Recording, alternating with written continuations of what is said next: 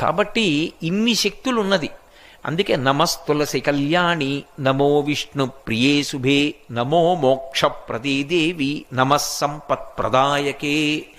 ఈ శ్లోకం చెప్పి నీళ్లు పొయ్యాలి తులసి కోటలో. ఎందుకు పోస్తారు అంటే తులసి ఒక్క దాంట్లో తులసి కోటలో నీళ్లు పోశారండి అంటారు ఇళ్లల్లో. చూడండి, అలా అనడానికి కారణం ఏమిటో తెలుసా? అనేకమైనటువంటి చెట్లు ఏడుస్తాయి ఒక ఇల్లు కట్టుకుంటే. మనం ఎందుకు ఏడుస్తాయంటే చెట్లకి ప్రాణం ఉంటుంది. ఆ ప్రాణం కూడా వాటికి ఎలా ఉంటుందంటే అది తొందరగా వ్యానం విడిచిపెట్టదు దాన్ని, అది పట్టుకుంటుంది చెట్టుని. అందుకే పెద్ద పెద్ద చెట్లని కొడితే పూజ చేయకపోతే అక్కడ ప్రమాదాలు జరుగుతూ ఉంటాయి. ఆ చెట్టుని పడగొట్టి కోసి తెచ్చి చిత్రియ పట్టి మనం తలుపులు కిటికీలు పెడతాం, అవి ఏడుస్తాయి. నన్ను ఇలా తీసుకొచ్చి పెట్టాడు, పచ్చగా చెట్టుగా ఉండేదాన్ని,